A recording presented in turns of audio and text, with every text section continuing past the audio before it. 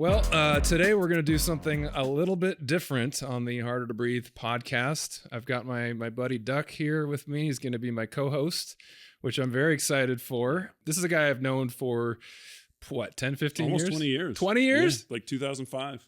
Wow, I haven't done the math. Which will be an interesting conversation what you were doing in 2005.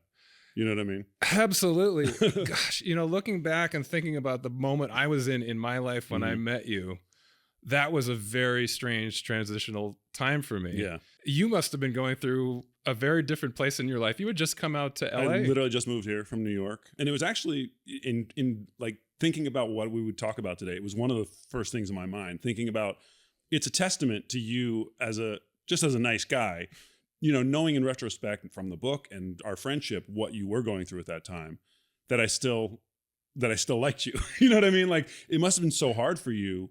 For those of you who don't know, we met at a bunch of we'd go to pool parties and we'd hang out, and it was very chill and very relaxed. But, obviously knowing what you were going through, it must have been hard to put a brave face on sometimes, and yeah, I had just moved out here with my then girlfriend, now wife. And it was all the promise of what was going to be, I moved from New York to come out here and expand my acting career and things like that. And one of the first things was like, oh, I met this guy from Maroon 5. It's awesome. I'm hanging with rock stars. It's great, and we joke about it that initially, I felt like I was like, I don't know about this guy. I don't know if I like this guy because I was the guy at a party with a guitar, and you had a guitar, and we're like, well, what should we play? We're like, we can play the Beatles. I was like, fine, what Beatles song do you know? You're like, I know every Beatles song. And I was like, oh, this guy, but you know more Beatles songs than me, so I should have not been so sour about it. But I was going to say that. I was going to say you thought I was a nice guy. I was like, I think that's a little dishonest.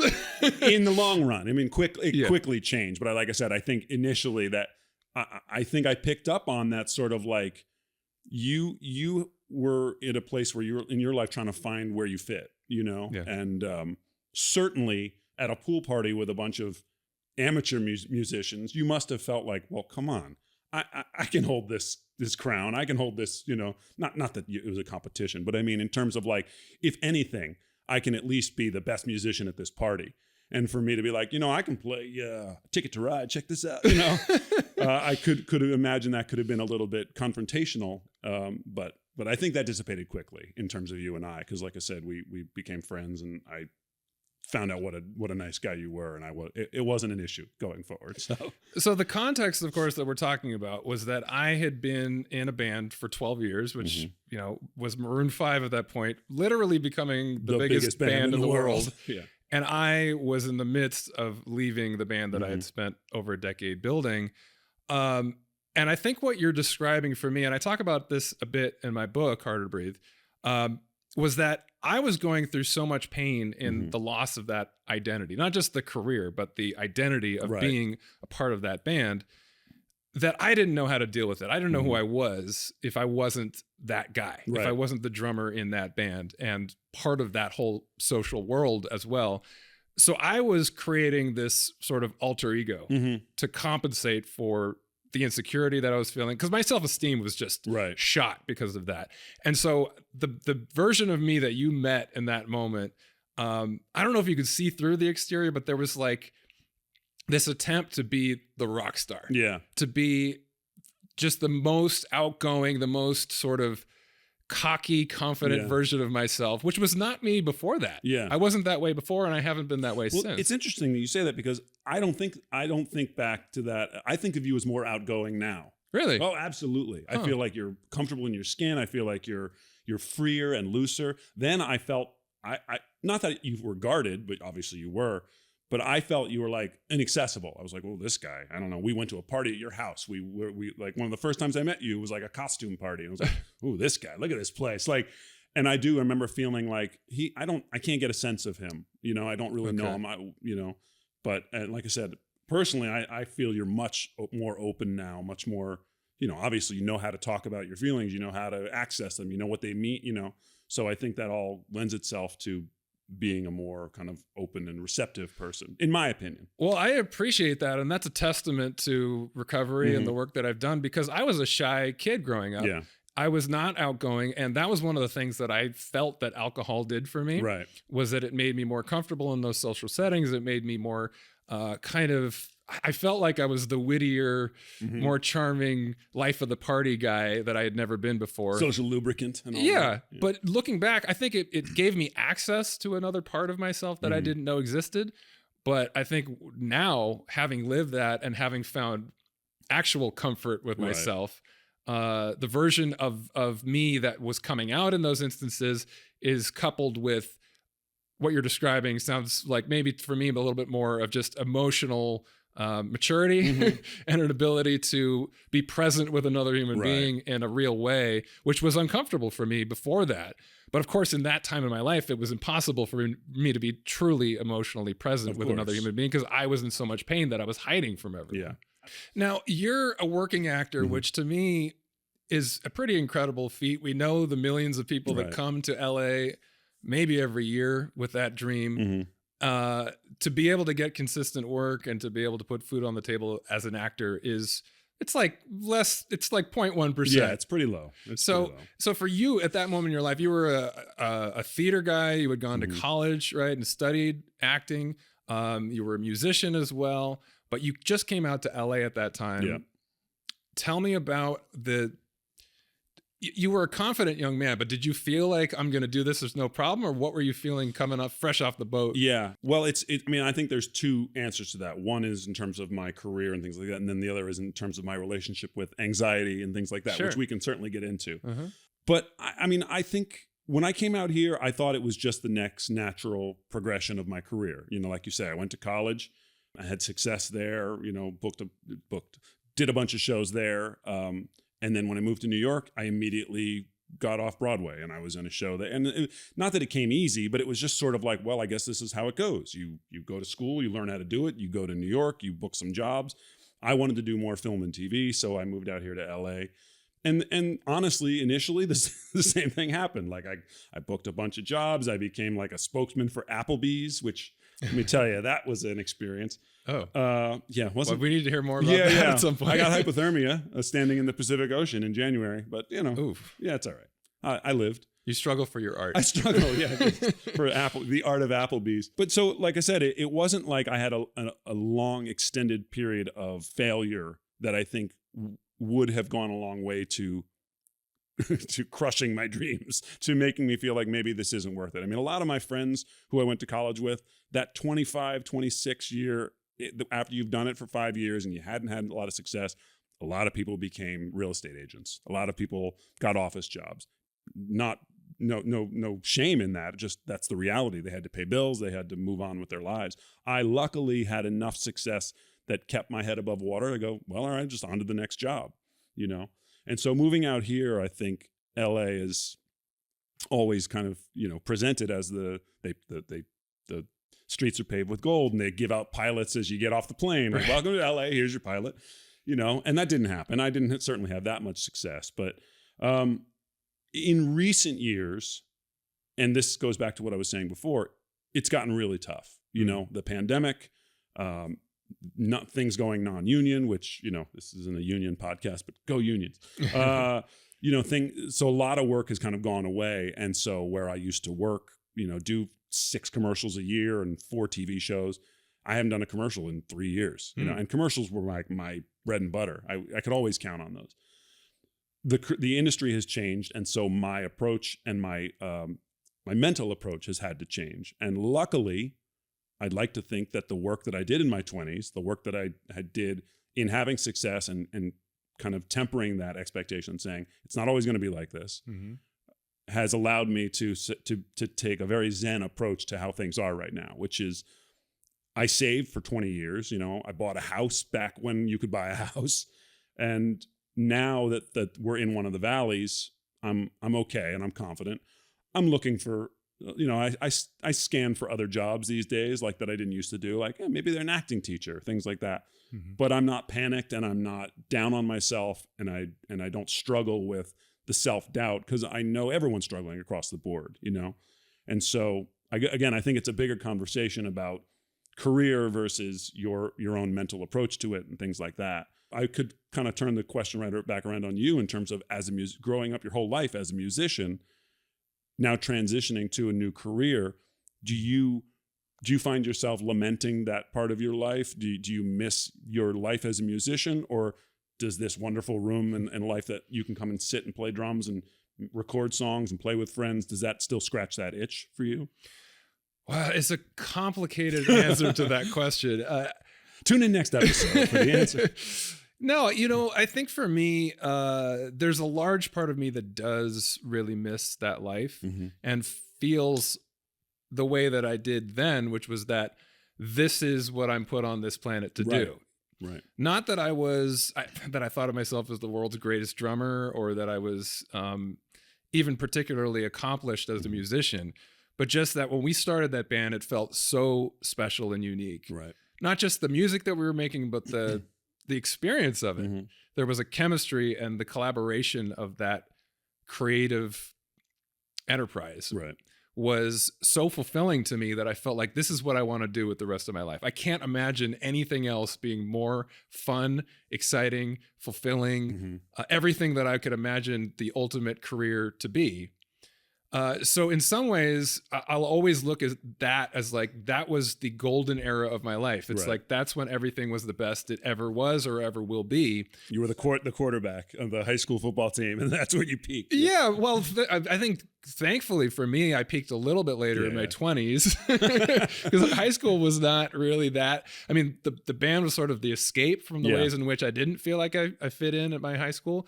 But then it became something that actually had a real chance to be something, to be a career. And when it became that, it was like, this is what my life is going to be. So it was obviously extremely hard to get over the loss of that. And in some ways I look back at it and I think to myself, like, nothing I can do now, no matter how fulfilling and amazing it is, will be quite like that. Yeah. Because it was on every level fulfilling. However, I also look at it like, there's still a band out there doing their thing. It's evolved, and what they're doing is different than what we were doing back then. And I look at it and I'm like, would I really be that fulfilled now doing what they're doing as I was back then? And it's not because I look at them and I'm not happy for their success or anything like that. It's just that what we were doing then was a very unique moment in time. Yeah. And I didn't know it then that wasn't going to last forever anyway, no matter what direction it went for me personally or for the band. It was just a very special time that I'm very grateful to have had, but that wasn't forever. That was never going to be forever. I have that context now. And I look at the things that I have done as a result of having lost that and having to deal with it. And they're things I probably never would have done had I still been in the band. And I'm grateful for that. And so the things that I'm doing today are ultimately possibly even more fulfilling because there's deeper levels to it. There are things that weren't priorities for me when I was a 19 to 23-year-old. Yeah. And so now I have, there's more depth to my experience. There's ways in which I'm open to new experience that I wasn't at that age. This is reminding me, the conversation about you coming out to LA and working as an actor and trying to navigate this industry is reminding me of a conversation that we had probably about 10 years ago. The context here, of course, after we met each other first, we worked together for a while on music because you were in a band called Former Future, which I decided to take on both as a producer at first and then sort of as a manager, developing your act, our sound, your sound. There was 4 and then 5 of you, right? Including my older brother Josh was the guitarist for a while. And I remember at the moment that Josh joined the band, it was kind of like there was a feeling in the air like, we're going to give this a real go. Yeah. And I don't know how many months or years we were going to take it very seriously, but like, let's put everything we got into this and see if we can make it happen. Right. I think you guys were probably all pushing 30 at that point. Oh yeah. We were a late start band. Yeah. Some of us had mortgages already when we weren't 22-year-olds in a van driving up the coast, Right. And so for me, there was the reality of that in my mind, what the music industry is. And there was the reality that, pop stardom clock is ticking. Yeah. I mean, if you don't hit it, like, as you said earlier, by the time you're 25, 26 as an actor, as a singer, the chances get Right. diminished very quickly. Return, Yeah. But I remember saying to you guys, because there was this energy that I was getting from certain elements of the band in particular. It was like, we want to be stars. We want to have a career in music. And I've had people since I left the band come to me for advice, young people like, how do I do what you guys did? Right. And the feeling is like, you can't recreate that. It was a 1 in a million kind of thing.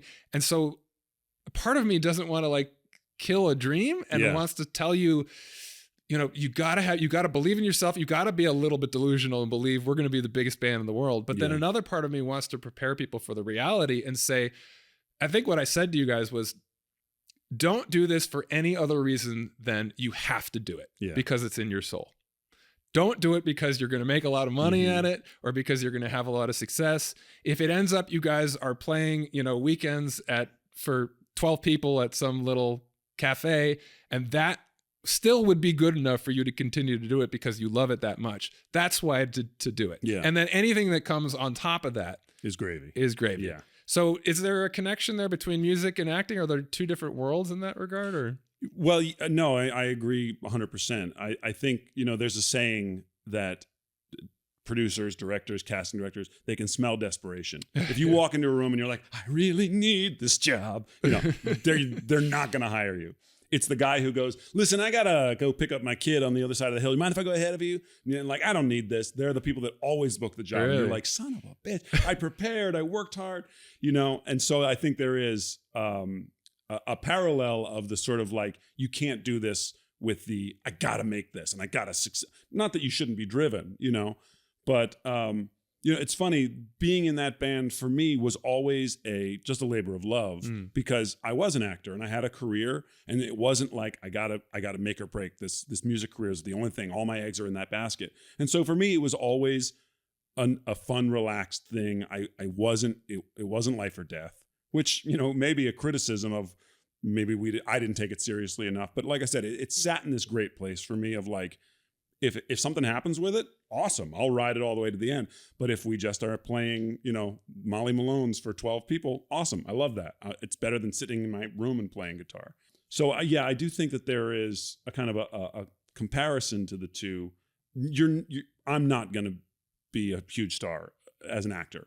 If it happened, I wouldn't fight it. But my goal has always just been to do what I'm doing now, which is pay my bills, live life as an actor. My wife and I have a joke. We all used to watch CSI back in the day. It was a big show back when network TV. And there's a guy on that show named Eric Zismanda who played the tech guy who's back in the lab who was like, we just found a fingerprint. That guy, the cast came and went and changed, but Eric Zismanda stayed on that show for 12 years. He didn't do what David Caruso did on NYPD Blue. He left after 1 year, was like, I'm going to be a movie star. And then he crashed and burned, and everyone was like, what an idiot, NYPD Blue. So we have a joke that my wife and I always say, which is like, be a Zismanda. If I ever get on a show that's, a long running drama, don't upset the apple cart. Collect your check. Do the work, and then in the summer you can go do Shakespeare in the park, or you can, you know what I mean? Like, yeah. And I don't know if it's just a joke. It's sometimes you have to kind of follow your heart, and if it's not artistically fulfilling, I get it. You got to say this isn't for me. But the reality is that 99.9% of us are just going from McDonald's job to dead body on SVU, and that's it. Which I've done both. So I don't think. You can, we can talk about the kids today, the youth with their Instagrams and their TikTok.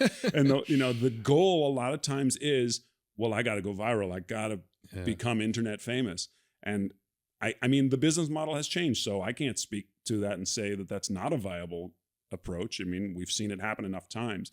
But at least for where I am in my career and where our industry is, it's not a realistic kind of path.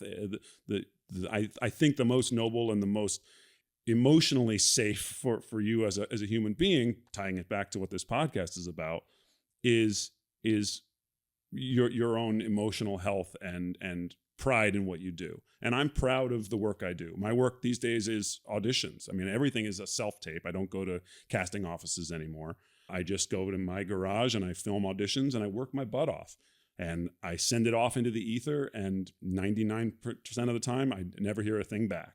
And occasionally I'll like write my agents, be like, did you hear anything on that? Because I really did good work on that. And no, they went a different way. And you're like, okay. And that's the skill of letting it go is the trick. The skill of walk. And I've always had that. I've never like dwelled on, oh, I'm such an idiot, I should have done this. Occasionally I'll be walking back to my car and I'll say, have a Big Mac. No, have a Big Mac. Have a Big Mac. You know, oh, I should have said it like that.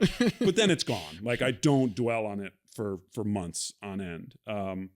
And I think it took me some years to kind of have that perspective and have that maturity. But in terms of my own self-confidence, my own anxiety, things that I don't let that stuff get to me anymore. I don't let that stuff affect the next job. I don't let it affect the next audition, the next moment. You know, I kind of live moment to moment in a healthy way, not in a don't learn from the past way. Just sort of like you can't dwell on the audition I just did. I've got another one tomorrow. So.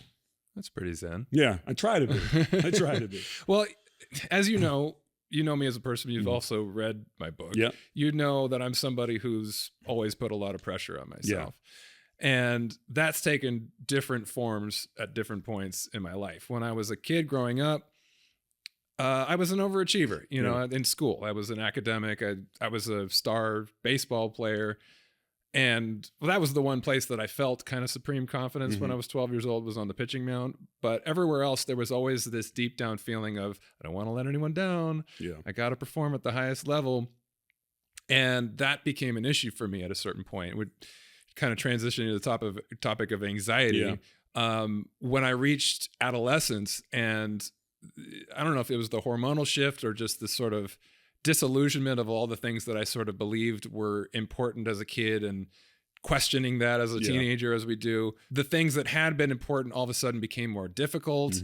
And so I put more pressure on myself. And then there was an effort to sort of run away from things and avoid things that were high pressure because the disappointment was too overwhelming and I didn't want to deal with that. Right. And that became a real complicated thing for me navigating. I ended up leaving baseball because I had too many problems with that. And then music became my thing.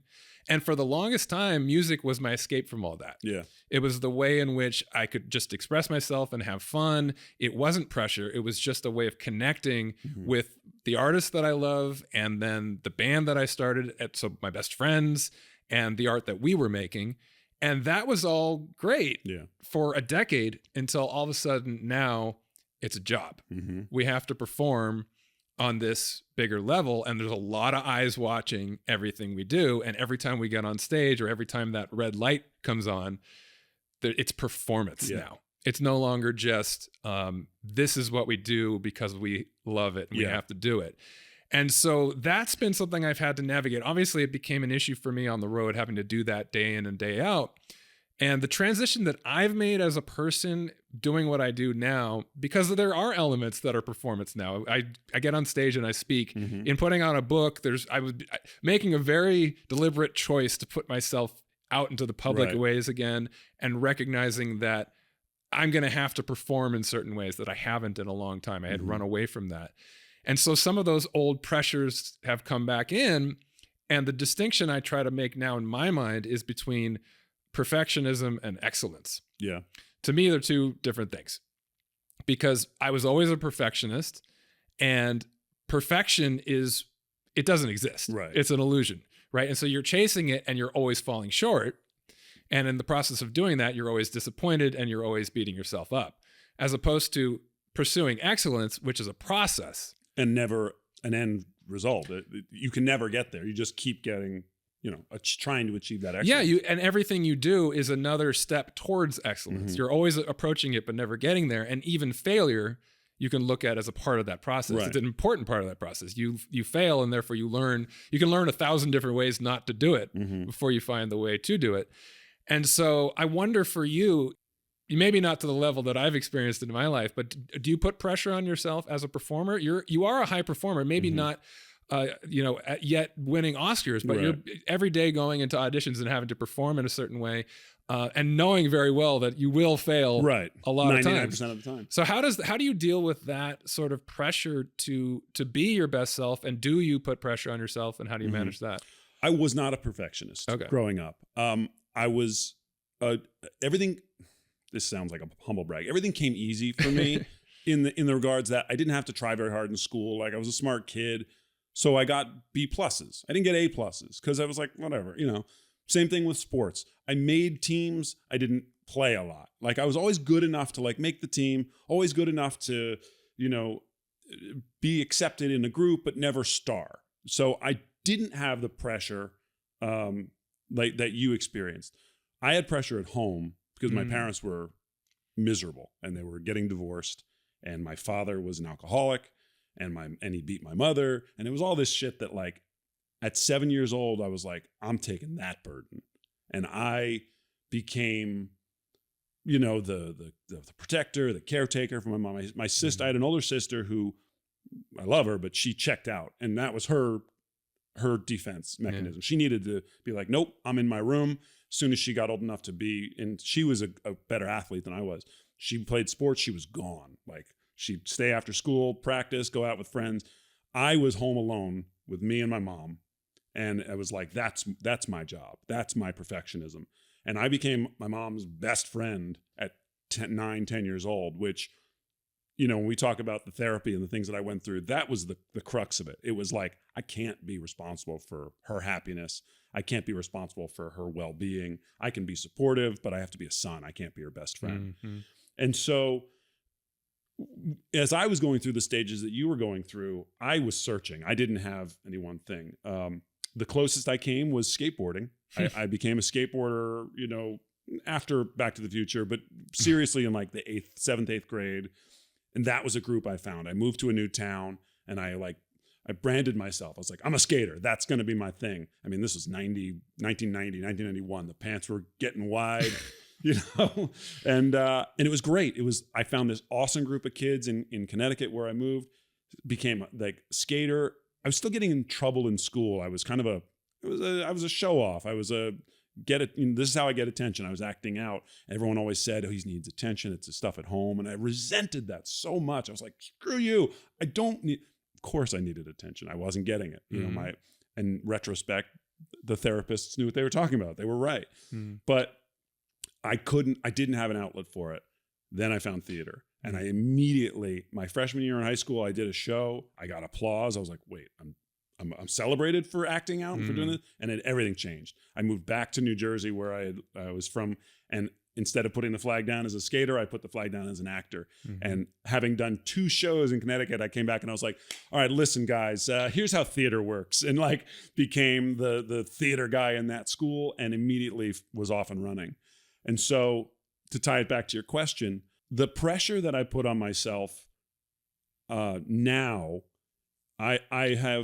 I've come to an understanding, and again, it's 25 years in the business. I'm there for a reason. I can do something that even the guy on the other side of the camera can't do. He may be a casting director with a lot of power, but he's not an actor. He doesn't have those skills. And so I'm there for a reason. The skills that I had may not be the ones that they're looking for, and the next guy that comes in might have different skills, but they're not better. I trained, I know what I'm doing. And even when I'm on set, when I do book a job, there's almost no pressure because I know I did my work. I showed them what I got. And, as a guy who comes on for one episode of a TV show, you're not getting an hour rehearsal with a director who goes, let's talk about this character. They say, do what you did in the audition because that's what got me the job, you know? And so other than like, I hope I don't forget this monologue or something, I don't put a lot of pressure on me in terms of, am I good enough? I don't have a ton of imposter syndrome anymore because like I said, sometimes I look around and I'm on set and I see a grip and I see a lighting designer, I see a cinematographer and I go, I'm older than a lot of these people. And I've been doing this for 25 years. I have more experience than a lot of these people. I got to relax. I got to trust that I'm here for a reason. And so it isn't a battle, but it is something that I have to just go back and touch as a touchstone. Be like, you belong here. You're good at what you do. Whatever you did in the audition got you the job. So do that and you're off and running. So it's taken some years to get to that place, but no, I don't hold myself to some impossible standard of, you idiot, you messed that up. You didn't do that the way you wanted. Because I know I just have another take. I'll do it again. I'll say, can I do one more where there's something I want to try? And they usually give you that freedom, As you get to be a bigger star, can I do 5 more? I'll do as many as you want, But it's a nice place to live. I'm proud of the work that I did to get to that place where I can feel confident enough to say, I belong here, and I don't think I ever felt that way as a musician, and not in a self-deprecating way. Just I'm not a good enough musician to be like, I'm the best here. I belong here. There are guys who are better than me. When you and I jam, I'm like, I hope I keep up. You know what I mean? Like, 'cause you're a professional musician. You know what you're doing.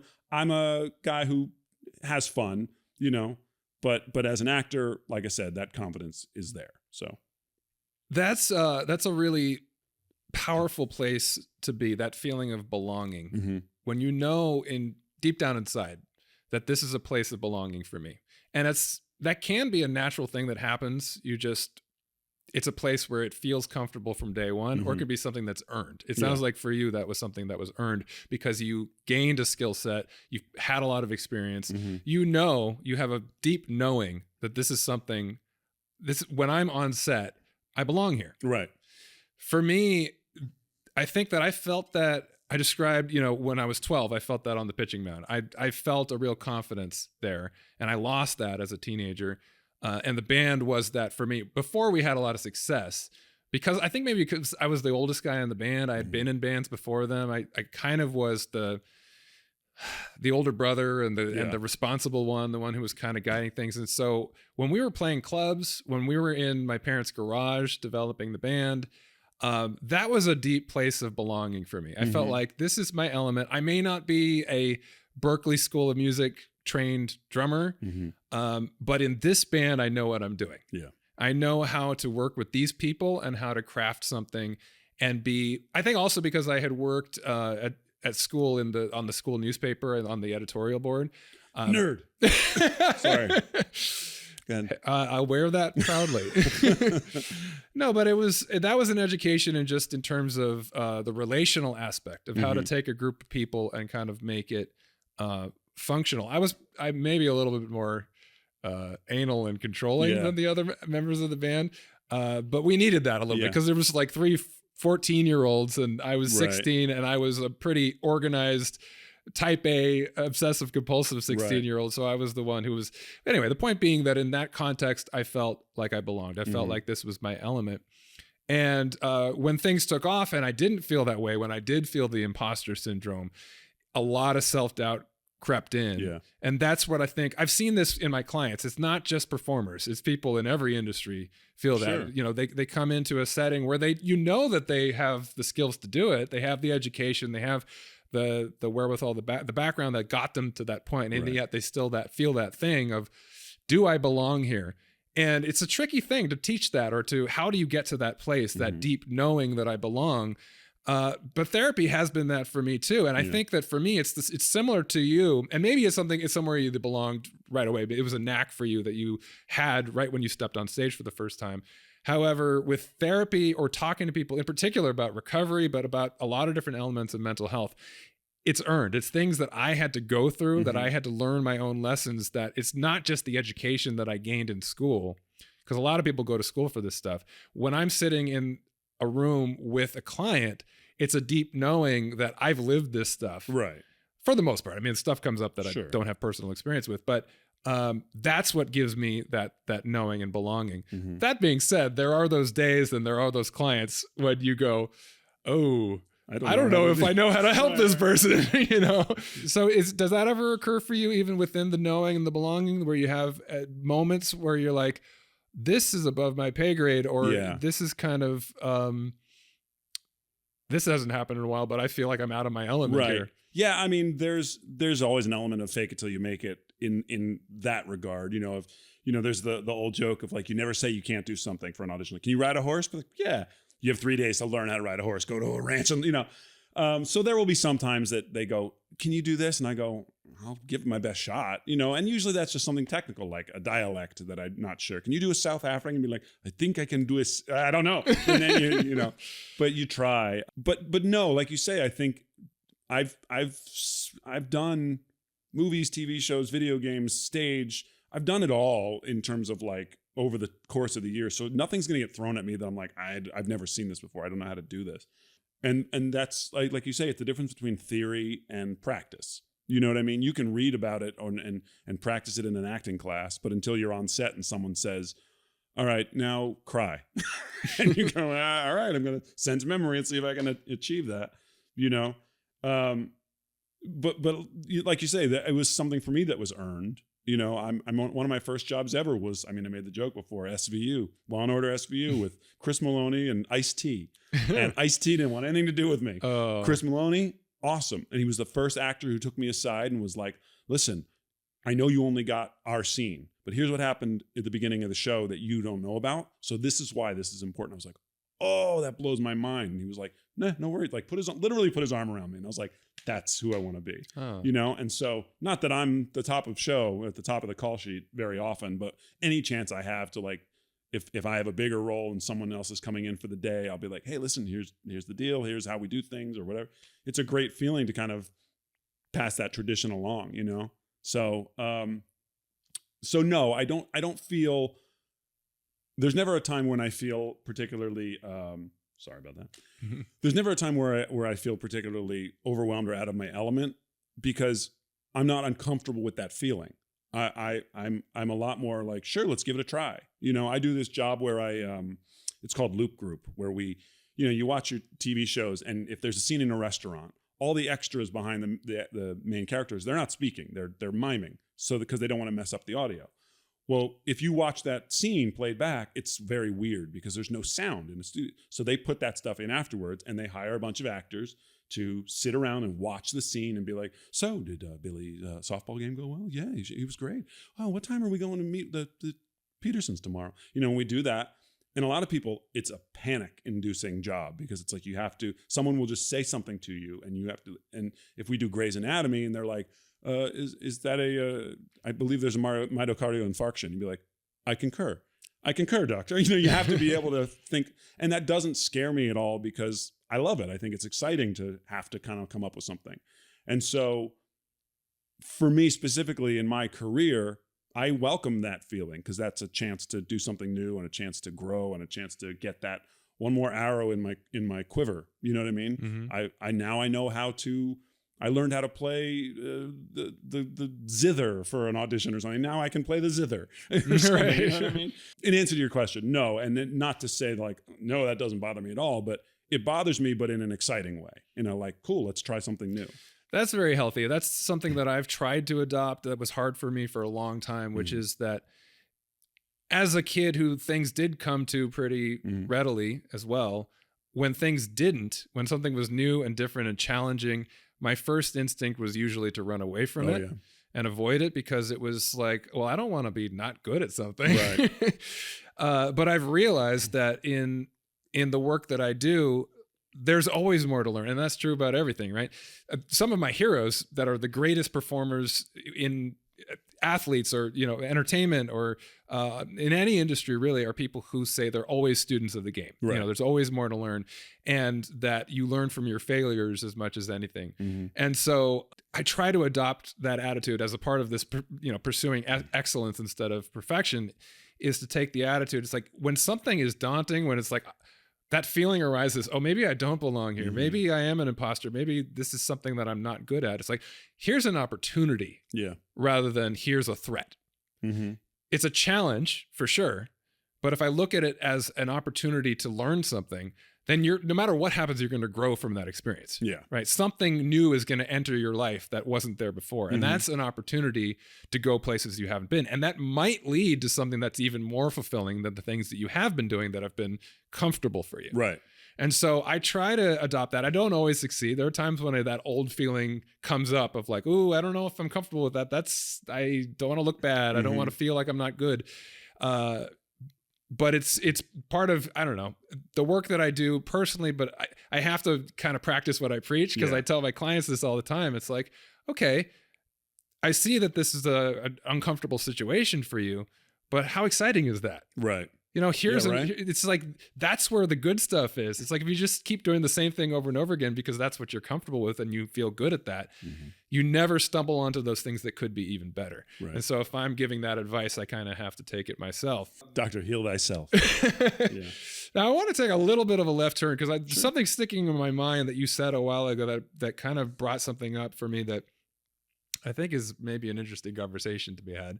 You were talking in the context of your life and how you found theater and why that was purposeful for you, about the fact that your dad was an alcoholic and how painful that experience was in your family. Now, you know that I'm a recovering alcoholic. And what's also interesting about the fact that we met at the time in our lives when we did, you had just come out to LA, I was just leaving Maroon 5, was the fact that I was a hardcore alcoholic at that point in my life. I was hiding it very well. I'll give you credit. I was a heavy drinker who the context of my life maybe made it appropriate because there were a lot of parties. Pool parties. Right. So people in their 20s are drinking a lot. What's new and exciting about that? Exactly. But the thing that's kind of weird looking back on is the fact that you, as somebody who grew up with an alcoholic parent, had made a choice that you were not going to drink at all. Yeah, I still don't drink. Yeah, and that's amazing to me. And of course, my perspective on that has changed because at the time, I remember looking at you, as I did anyone who didn't drink, with you don't alien. You don't drink. What's wrong with you? I didn't trust people that didn't drink. Honestly, I was like, I don't trust people that don't drink. What's going on here? Like people with beards, they got something to hide. So I wonder, it is. I mean, obviously now I look at that, and in some ways you could look at your choice as a real compensation, a real defense. An overcorrection almost. Yeah. Right. But also wise in some ways. It's like that was in your blood, that's in your family, but also just logical. Like you've seen how painful that can be and what the destructive quality of it to a family. Yeah. And so the fact that you wanted nothing to do with that just makes perfect sense, in the same way that if you put your hand on a stove, you learn quick. You learn quick to pull it away. And it's odd to me that most addicts don't learn quicker, that we put our hand on that stove and we go, oh, I wonder if it's not going to hurt this time. Maybe this time it'll be okay. And ironically, you build up those calluses and you can hold it on there for longer and longer, but you're doing more damage, to extend the metaphor. So how did you, who was a teetotaler, is that the word? Yeah, I believe so. Meeting a guy who, yes, maybe I was hiding in some ways, maybe in terms of the context of how we met. How do you think that we hit it off so well if I was, in this dark place of an alcoholic, which was a painful trigger for you, and you were somebody who was essentially sober? Yeah. Experience. I just, I've been to college and I was around, 5,000 kids who binge drank every single night. Right. And that was tough for me. Okay. Being the guy in college who didn't drink, it was even more of an anomaly. Like, oh my God, that's so cool. Went to London for a semester when the drinking age there was 18 and everyone was legally drinking and I was still not, But for me, if I'm being completely honest, it wasn't just, I saw what happened to my dad and I don't want that for me. It was a combination of things. It was that, a lot of it was that, and both my grandparents on my mother's side were functional alcoholics, the way everyone of that generation seems to have been, but it was also dumb stuff. Like, I'm notoriously cheap. Everyone knows it. I don't like to spend money. That is true. So if I can go to a bar with friends and get a $3 Coke or a $10 rum and Coke, I'm going for the $3 Coke. So that was a part of it, in all honesty. And then here's the bombshell. My biggest phobia and anxiety is about throwing up. I haven't thrown up since I was in 7th grade. Wow. I've willed myself for 38, whatever years. I'm sure I've had food poisoning. I'm sure I've had the flu. I'm sure I've been sick enough to be throwing up. I have made myself not throw up because I hate it so much. I don't know how I did it. But so when my anxiety started to manifest itself in college, it came in nausea. So I would start, the story is I was in rehearsal for a show. I was running around. I was super sweaty, hot and sweaty. I came off stage and this wave of nausea hit me. And I was like, all right, well, I ate dinner right before rehearsal, whatever. I'll be okay. I made it through that rehearsal. The next night, the exact same spot in the show, the same song. I was like, whoa, what's this? And it started to happen. Like, it was a trigger. And from that point on, being on stage triggered it. Really? Which, as an actor, talk about hell on earth. Yeesh. And so I finished that show. It was like the last show of my senior year. I did another show that summer And it happened a little bit in that show. I was with friends. That was like a casual like show at like a theater downtown in Ithaca, New York. And it was like, oh, we're just having fun. So occasionally I'd be like, I don't feel so good. But I could look over and my buddies were there. It wasn't the same like level of sink or swim. I moved to New York. I thought nothing of it. I got this Off-Broadway show right away. A week into rehearsal, I had to like ask out of rehearsal because I felt so sick. Wow. And for the 5-month run of that show, 7:00 p.m. was literally thoughts of suicide. It was the worst moment of my life every night. And every night at 10:01 p.m. when the curtain went down was the best moment. I've never felt better than the second the show was over because it was the longest possible time until I had to be back on stage the next night. And that was when I was like, I got to get help. I got to do something. Because it was so clearly a trigger of like, the second you're on stage and the second you are required to do this line, you get this feeling. And so for me, it was literally feeling like I was going to throw up. And so for me, a lot of my anxiety manifested itself in these physical tics that I would have where I'd be like, or I'd click my throat, or you'd see me pulling on I go back and I watch my first TV jobs. I was on a show called Third Watch, my first show. And you watch me and I can see my throat going, because I'm trying to like push down that nausea feeling. And it doesn't embarrass me, but I go, man, like I was struggling, you know? And so tie it all back. One of the reasons I didn't want to drink, because I knew people who drank threw up. You get drunk, you throw up. Next morning, you're hungover, you throw up. I was like, screw that. I'm going to limit any opportunity my body has to throw up. So I'm not going to eat any undercooked chicken. I'm not going to go on roller coasters, and I'm not going to drink. So for me, it was like, it was all those things put together why I didn't do it. Then dealing with it through college and moving to New York and moving out here, I didn't hold it against people who drank because I knew it wasn't some strong moral choice for me, like, how dare you? We as human beings, nothing like that. It was for me. It was my own personal thing. I'm not a preachy guy. I'm not religious. I don't like feel it's my job to inflict my views on other people. So I think I'm able to see through, whether you're a hard drinker, whether you just drink casually, whether you don't drink, I can see your personality through that. And so, like I said, you hit it well. I remember when you told me that you went to rehab, and I was like, oh, and I think I said, why? And you're like, because I was an alcoholic, because I'm an alcoholic. And I didn't mean it like that. I just meant like, wow, I guess I wasn't aware that you were drinking as much as you were, And so I'd like to think that I can see through to people's souls and good and their spirit, and you have a great soul and a great spirit. And I didn't see it as a character flaw. I mean, I know what alcoholism is. I lived it. My dad was a nice guy. He was an addict. Wow. And it made him make the worst choices in his life. He died at 56 with no liver. His body shut down. I saw what that did. And I was like, well, that's never going to be me, Yeah. But I don't think of my dad as a bad guy. I think of him as a flawed guy with an addiction. And so I give everybody that benefit of the doubt. It's not my job to save people, so I'm not going to be like, hey, listen, my dad died, you shouldn't drink. But by the same token, I don't begrudge anybody their own personal journey.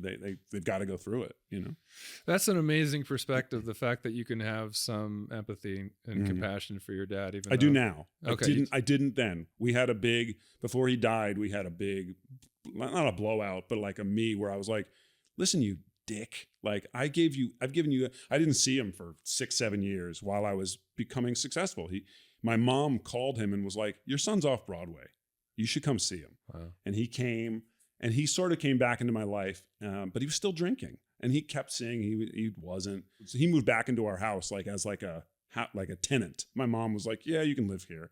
My mom was she's a wonderful person, but she lets people kind of take advantage sometimes. And I found a bag of 50 vodka bottles like down in the basement. And I took a screw gun. They were plastic because my dad didn't like the good stuff. He liked the cheap stuff. And I took a screw gun and I made a Christmas tree out of the vodka bottles, and I put them on the kitchen table. So the next morning he came down. Oof. And I was like, fuck you. Like, this is what you think about. And he was like, well, you told me not to contact you. I was like, yeah, but you should still try. You should be outside my window in New York saying, son, I love you. I'm sorry. He's like, but you told me not to. I was like, well, you're never going to get it if you don't understand that even when I say I don't want you to, I want you to. Yeah. And you should want to.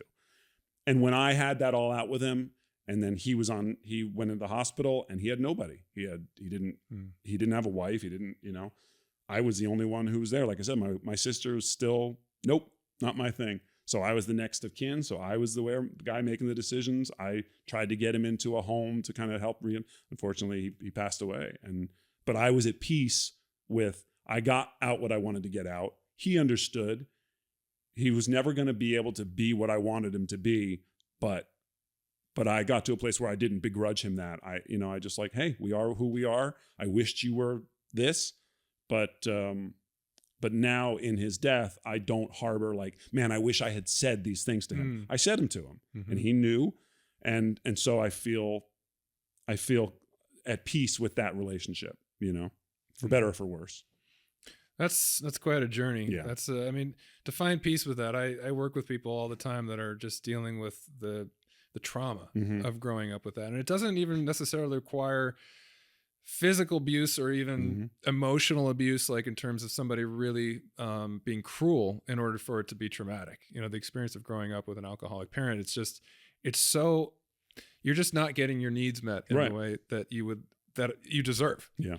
And it's painful because at a certain point you have to come to a place of acceptance that this is just the hand that I'm dealt. It's not going to change. I can't expect this person to change, because the likelihood is they're not. People do change. And that was eye-opening for me when I went into recovery, because I think for me growing up, we had one real alcoholic in my family, and he was an uncle and not a blood relation. So I think there was like in my blood connected family, it was kind of like, well, he's kind of the black sheep. He's not really one of us. It was kind of the mindset. We're not alcoholics.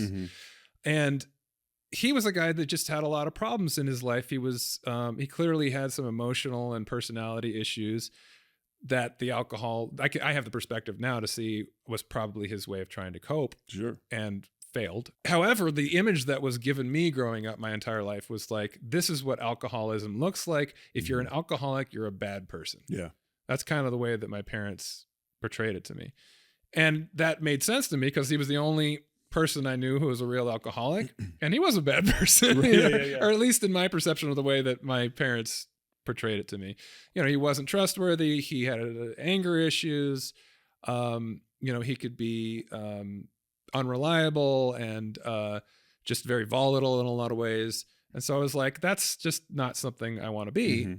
And because my parents were kind of very straight-laced and fun people, my dad's, my dad, he's like a silly life of the party kind of guy, but my dad was always kind of a goody-goody. And so like, that was the image that he portrayed to me. And it was like, well, if you drink or do drugs, you essentially are like a criminal, a vagrant, and a bad person. Which isn't a unique perspective back then. Right. I mean, that was how we all sort of viewed crime, and we didn't have the same like empathy for people, what they were going through then, I think. Not to say back then, but. Yeah, well, I think that, still there's so much stigma attached to these things.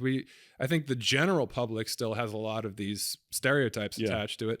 And for me, that was part of the reason why, well, I was late to the game. I didn't start drinking until I was in my 20s. But you made up for lost time. I did. I packed a lot into about a 10-year span. From mid-20s to mid-30s, I think, or late 20s. A lifetime of drinking in 6 years. I really made it count. Yeah. They say make it count. Sure. I made it count. Well done. Thank you. But, I think that I had a very black and white way of thinking about drinking and addiction because of that. Because to me, it was bad. It was evil. And so when I saw other kids drinking and partying in school, and like, to me, that was, these kids are bad kids, and I don't want to be that, and so I want nothing to do with them. And then I reached this other place of disillusionment where in my 20s, I was like, God, I've been missing out on all this fun because I've had this stick up my butt. And I was like, I feel like I've been lied to my whole life because here I am, this uptight, kind of obsessive, compulsive, perfectionistic young man. And the first couple times I tried drinking, I'm like, that all kind of fell away. And there's this whole other side to living that I didn't know existed. And this must be why people do it. And none of these people seem to have problems. It's not like my uncle who had a drinking problem. It's like, this is what normal people do. And so I was like kind of topsy turvy. And so I probably, when drinking became a coping mechanism, when it became something I did to try to deal with painful feelings, I overcompensated even further because it was like, it's either all or nothing, Sure. right? I hadn't drunk at all. And then it was really fun. And then I was in this painful place in my life. And it was like, well, here's a way that I can make my life fun. Yeah. And so it became this strategy for living. And I think part of the reason why it was hard, why I held on to denial for a long time, was because I didn't want to admit that I was that guy. For me to admit that I was really an alcoholic or that I had a problem was to say that I was like my uncle, Right. or like one of these people that was just the black sheep of the family, or this really unreliable, bitter person. And I felt that way inside underneath everything because of what I had been through. But I tried my darndest on every occasion I could to prove Easy with the language, please. Well, yeah, you know what? Try your darndest. Try your darndest. That's my dad. That's my dad's yeah. No, I would show up to every family event, and I would put on the face. Like I would spend, before Thanksgiving, I would spend like 2 weeks sobering myself up. Oh, really? Yeah, and I would make sure like I was in the perfect state to put on the best face for my family. It's like, I haven't been drinking, so my tolerance is lower. I'm not dependent on it. But then I knew a certain amount was going to be necessary. Otherwise I would have a panic attack. Gotcha. So I would like have a couple drinks before I went. That way I knew that I could kind of like just drink you're wine. pre-gaming Thanksgiving. Yeah. And then I would show up and I would be like, I'm fun. I'm Mr. Positive. Right. I'm interested in you. It's not about me and my ego. And so it was like, I'm not like my uncle. I'm not like this bitter, angry, messed up alcoholic. And I was really just getting through that experience so that I could then go back to the way that I was drinking before. And so that cycle just kept going and going like that until I couldn't really deny it anymore because it got worse. Yeah. But it wasn't until I was in recovery, when I finally was in a place of acceptance and surrender, that I met other people and really got to know what creates addicts, what drives that addiction. And I realized that every single person, no matter how messed up they are, no matter how much they might seem like an awful person in their addiction, they are self-medicating something. Right. There is some kind of deep down pain, usually trauma of some kind. Could be intergenerational trauma, which was part of my family story. But for a lot of people, it's overt trauma, some kind of abuse, neglect, or something that went on in their childhood. Or just, they were a child of an addict as well. And that was trauma in and of itself. And so I just early on in recovery, I got such an education, not just about the nature of addiction, what it looks like to be an addict, but just psychology, and trauma, and what causes people the pain that they're in, and how they come up with strategies to try to deal with that. And not everyone chooses addiction as a coping mechanism. There's a lot of different kinds of coping mechanisms, but for sure, it helped me understand myself better, and it helped me understand other people better. And so it was a way of creating more compassion, I think, for people. And when we're talking about our parents and the people that may have wounded us the most, if we did have some of those traumatic experiences, it's a real big ask to say, find some compassion for that person, this person who wounded you like anyone else. But ultimately, that's going to be some of the most healing stuff, is to really recognize that this was a human being who didn't become this way by accident. They had some real pain in their life. And that's not to absolve them for the behavior and the things they did that really hurt you, or even to forgive them, but just to get to a place to understand, like, this is a fallible human being, as I am a fallible human being. And they were doing the best they could with what they had. And unfortunately, it wasn't good enough for me. Right. But I have to, at a certain point, come to a place of acceptance, and having that empathy to just understand them better is a good first step. And, I haven't spoken about it, but I'm a father. I have a 10-year-old son. And, I remember saying to my mom when I was really young, sometimes you can learn from a bad role model as much as you can learn from a good role model. And I said, sorry. I remember saying to her, I'll never be like him. I'll never... when I have a son, I may make mistakes. Even then I knew that, but I was like, how could I not want to be with my son, And I make mistakes. Like I do, I get too angry, like at my son. And I know the damage of disproportionate screaming and stuff. And I still do it, and I talk with my wife about it. And I feel like each generation we try to get a little bit better than the last. And we talk about baseball a lot, you and I. My son's a baseball player. He's not the best baseball player in the world, but there are certain things that he does like really well. And in this last year, like we've been doing it since T-ball. This is like 6th year. This last year or two, I stopped worrying about the baseball player that he wasn't. And I started loving the baseball player that he is. And I always say he's like, for the sports fans, he's like Manny Ramirez. He's like an idiot hitter. Like he doesn't work on his hitting. He just hits the ball. See ball, hit ball. And it's great. His swing isn't the right, he doesn't throw, but he just does it. And so like when I let go of that, like, no, you got to get your elbow up and stop dropping your, no, hit the ball, buddy, have fun. I've had so much fun the last 2 years. And it's such a testament to acknowledging that I wasn't doing it right, and like that I had unrealistic expectations and I was unfairly picking. Every coach who has a kid on the team, their kid gets the shit end of the stick because their dad is automatically like, you guys see what Beckett did there, because you feel comfortable calling him out where you wouldn't call out another kid. So it's not fair to him, and I understand that. But knowing the experience that I had, and still making some of the mistakes. I'm not drinking, I'm not abusing anybody, but I still get too angry. I still, am unfairly sort of judgmental of him. It's just a reminder that, like you say, we're fallible. We make those mistakes. And if I can slip up on things that I specifically said I would never do, well, then how can I judge and hate my dad for who knows what he went through in the 50s growing up, like what his father, I love my grandfather, but I don't know what kind of a dad he was, And so, like you say, this sort of Zen approach of like, hey, we've all got our journey. We've all got our struggles. I didn't know what you were going through for the first 10 years of our friendship. And now looking back, I go, there were probably times that I was callous or that I was like unsympathetic to like, oh, he's just being, what a dick, like, and you were struggling. And so I've really tried in my old age now to just give everybody the benefit of the doubt of like, yeah, he's kind of annoying. A lot of parents at school, you're like, talking to this guy at pickup, but he might need it. He might not have anybody to talk to about this dumb thing. So I'll give him 2 minutes. It's no skin off my back. And it's made me a much happier person, a much more like just flowing person. I don't get, oh, this guy's so annoying. That doesn't happen to me much anymore. So I'm happy that I've made those choices and I can acknowledge those shortcomings, Well, I appreciate your willingness to get vulnerable and talk about this stuff. I'm an actor. I told you we cry on camera any chance we get. Well, vulnerability is a big part of, well, it's what I was hoping to accomplish with some of these conversations on this podcast. And the reason why I got to that place is because as I've gone out into the world, promoting my book first and foremost, but transitioning into being an advocate, speaking in front of, conferences and events and things, and going on other people's podcasts, the thing that I realized that was kind of unique about what I was doing was the willingness to be really vulnerable.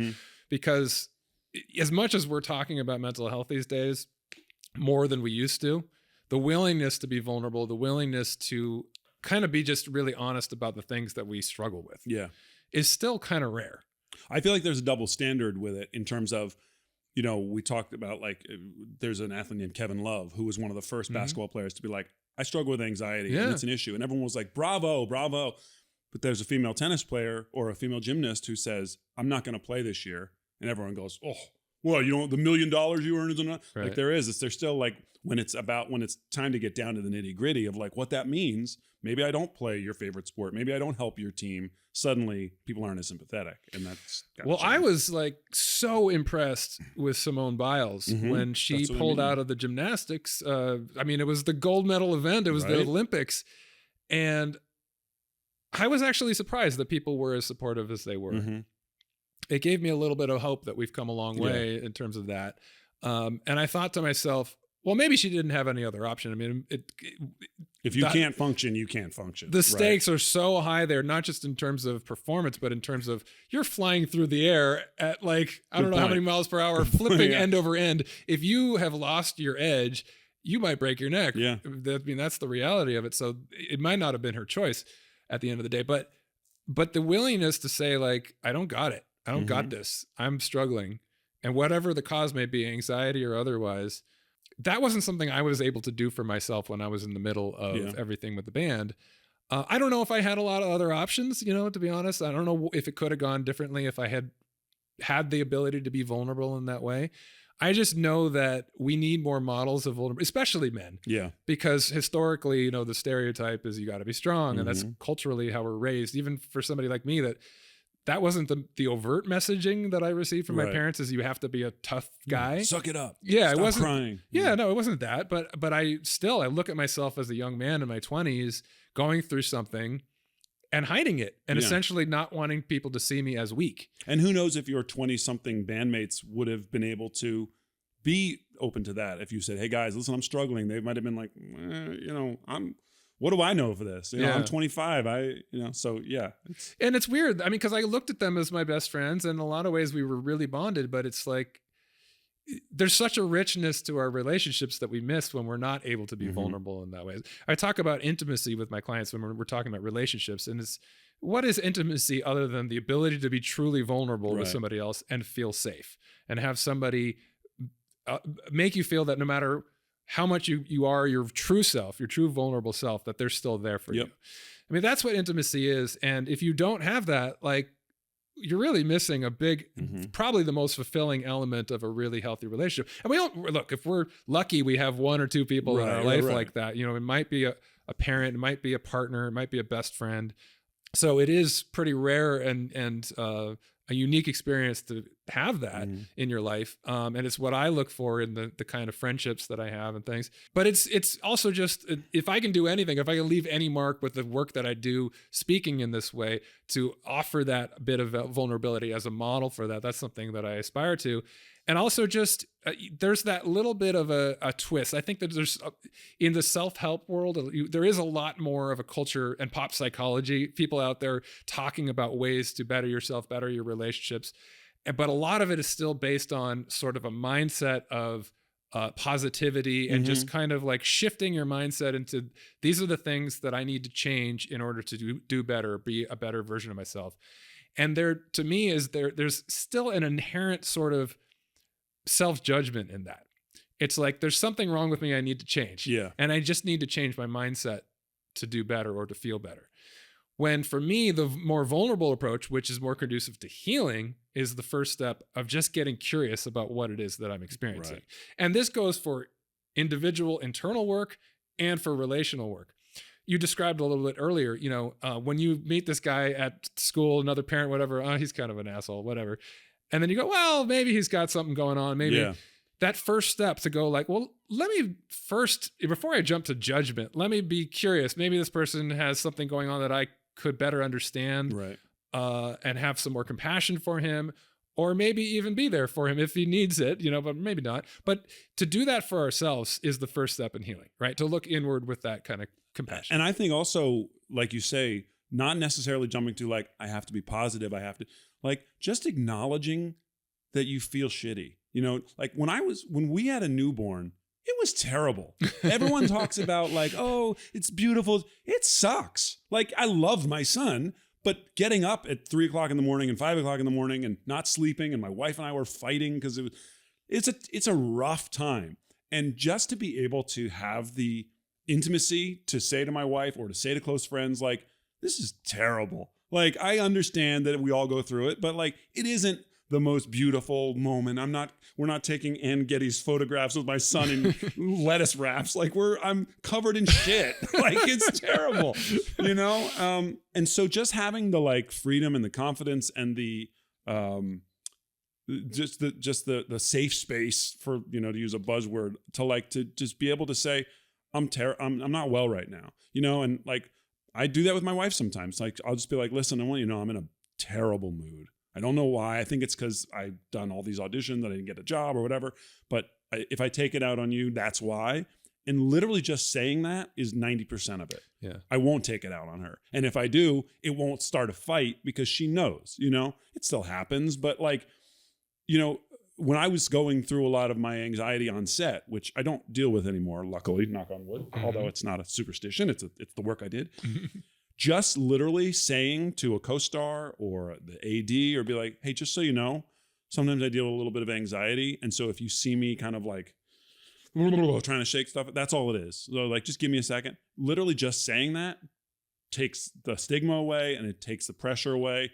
And I don't have to hide the stuff with my throat, or I don't have to hide the ticking, and it makes it go away, you know? And so I think, just like you say, acknowledging that we're not okay in that moment, and acknowledging that not everything has to be perfect and self-help and woo-woo and all that stuff, that like sometimes like we aren't all the same person and we don't all heal the same way. And so even as an actor, like when I first moved to New York, I had a girlfriend who was an actress as well. And she was one of those every week postcards to every casting director, headshots mailed out, letters. And I was like, if that's what I have to do to be an actor, I am not going to succeed, because that is not me. And we both had our own successes in our own different ways. And it showed me that like, there's no one path, and there's no one path to mental health. I don't think, you know, some people, medication is a lifesaver for them. It allows them to suppress the symptoms so they can deal with the root cause. That's what it was for me. I was on Paxil, which, woo, that was a ride. They're a sponsor now. You know what I mean? And but it literally did. It just pushed everything down a little bit, so it wasn't at 10, it was at 6, and I could deal with myself. But for some people, it's therapy. For some people, it's you know, a relationship and a supportive partner. And so I think you said, like you say, destigmatizing the only way to do this, or the only way to get better, is just the first step, is acknowledging that, hey, we all are going through it we're all on our own journey, and whatever that means to you is okay. You're okay. You know what I mean? Absolutely. I think that's a wonderful place to wrap up for today. I feel like we could talk all day. Yeah. I feel like we're just getting started. Yeah. So, but thank you for having me. It was awesome. Yeah, and you know, this was just kind of like a makeshift home videography setup today. That was another experiment, which I think looks like hopefully, I hope all the cameras are still running. I've had that. They're all going to be off. I've had that anxiety this entire time. I'm like, is it recording? Is it going? So if nothing else, we got closer, you and I. So even if it wasn't recorded. That's true. Yeah. There's a loveliness to it any way you slice it. Agreed. So thank you again. This has been another episode of the Harder to Breathe podcast, which has been very enjoyable for me with my co-host today, Brian Maillard, by the way. It's Maillard. Maillard. 20 years, Maillard. I was going to ask you beforehand. I was like, I've heard people say Maillard. I always say Mallard. Duck and Mallard, I feel like that's go why together. My nickname is Duck, because everybody mispronounced it as Mallard, but it's Maillard, like Norman Mailer with a D at the end. Okay, well, now forever I will know that. And thank you for correcting me on air. Exactly. It's the kind of guy he is. Yeah, I don't pull any punches because the cameras are on. So this has been another episode of Dusick and the Duck. Dusick? Ryan there you Dusick? Go. Okay, I deserve that one. We're good. We'll talk to you again soon. Peace out.